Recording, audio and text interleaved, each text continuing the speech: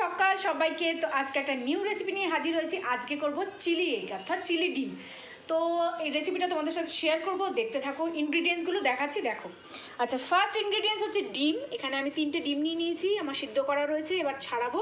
এখানে রয়েছে রসুন কুচি আছে, এখানে রয়েছে ক্যাপসিকাম আর পেঁয়াজ কেটে নিয়েছি, আর এখানে ময়দা রয়েছে। এর সাথে আমি অ্যাড করব কর্নফ্লাওয়ার আর ময়দা অ্যাড করে আবার তোমাদের দেখাচ্ছি, চলো।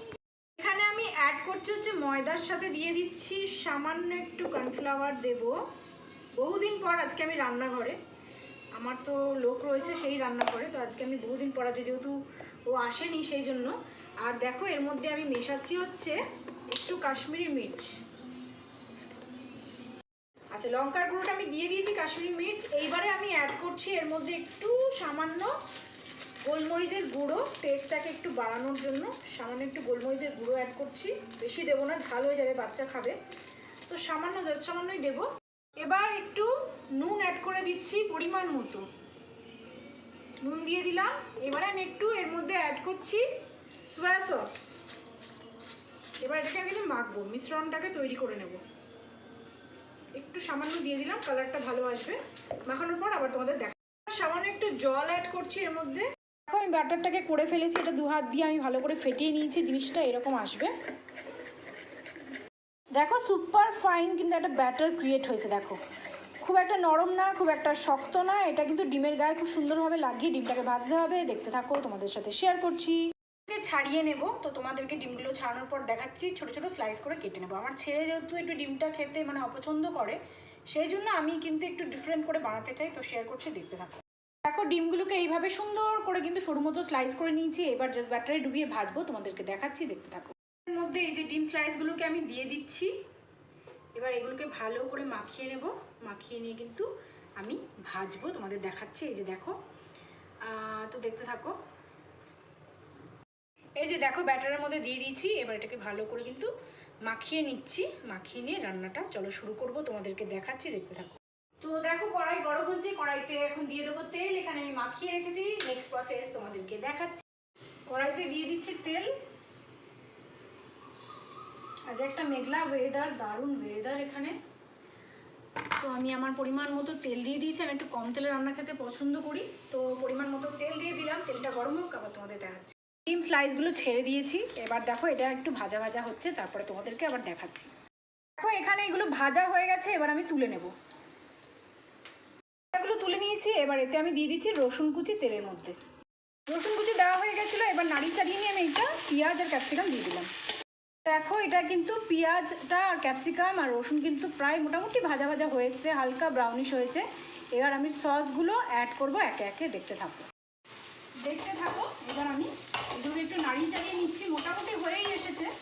একটু নাড়িয়ে চাড়িয়ে নিচ্ছি, গ্যাসটাকে একটু স্লো করে দিচ্ছি। এবারে একে একে কিন্তু আমি সমস্ত টমেটো সসগুলো অ্যাড করব। ফার্স্ট আমি অ্যাড করছি সামান্য সয়া সস, সামান্য একটু সয়া সস দিলাম। আচ্ছা, নেক্সট অ্যাড করছি রেড চিলি সস। সসের উপরেই পুরো এই রান্নাটা, সামান্য একটু দেবো রেড চিলি সস। ঝালটা আমরা একটু স্কিপ করি, কারণ আমিও ঝাল খাই না, আমার ছেলেও খায় না। আর এবার দিচ্ছি টমেটো সস। টমেটো সসটা একটু বেশি পরিমাণে দিতে হবে। টমেটো সসটা দিয়ে দিলাম।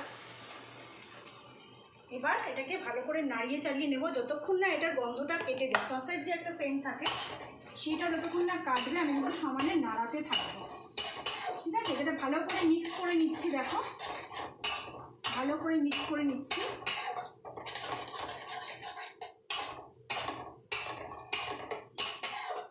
দেখো জিনিসটা কেমন এসছে, তোমাদের দেখা কিন্তু কালারটা এসছে, এরকম এসছে। এবার এটাকে আমি কিন্তু ভালো করে কষিয়ে একদম সসের গন্ধটাকে পুরো যাতে চলে যায় সেইভাবে কষাতে হবে জিনিসটা, দেখতে থাকো।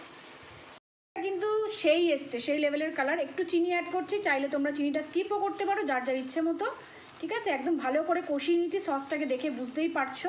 দেখো কি সুন্দর কষে এসছে, আর সসের যে গন্ধটা সেটাও কিন্তু পুরোপুরিভাবে কিন্তু কেটে গেছে, ঠিক আছে। দেখো কালারটা জাস্ট দেখো। এইবারে আমি ডিমগুলোকে কিন্তু একে একে অ্যাড করবো, আবার নেক্সট প্রসেসটা দেখাচ্ছি, চলো। আমার কিন্তু হয়ে এসছে, আমি আরেকটু কষিয়ে নিলাম। আর আমি কিন্তু একটা কাপের মধ্যে করে একটু কর্নফ্লাওয়ার জলের সাথে গুলে রেখেছি, রান্নার শেষে ওটা অ্যাড করব, যাতে একদম একটা রেস্টুরেন্ট ফিনিশ আসে ব্যাপারটা। আচ্ছা, এবার দিয়ে দিচ্ছি ভাজা করা যেটা আমি করে রেখেছিলাম ডিমে, সেইগুলো দিয়ে দিলাম। সেগুলো অ্যাড করে এবার এটার সাথে কিন্তু ভালো করে নাড়িয়ে চাড়িয়ে নেবো। নাড়িয়ে নিয়ে তোমাদেরকে আমি দেখাচ্ছি। দারুণ হয়েছে ডিশটা, জাস্ট মানে কি বলবো, এখনই জিভে জল আসছে দেখে। তোমাদেরকে দেখাচ্ছি, দেখো এটা ড্রাই চিলি এগ হয়েছে। দেখো আমি অ্যাড করে দিয়েছি, তো একদম ড্রাই চিলি এগের মতন কিন্তু ফিনিশিংটা এসছে। দেখো এর সাথে এবার একটু সামান্য জল অ্যাড করব। এটা হয়ে এসছে, একটু জল অ্যাড করছি, দেখতে থাকো। সামান্য একটু জল অ্যাড করে দিচ্ছি।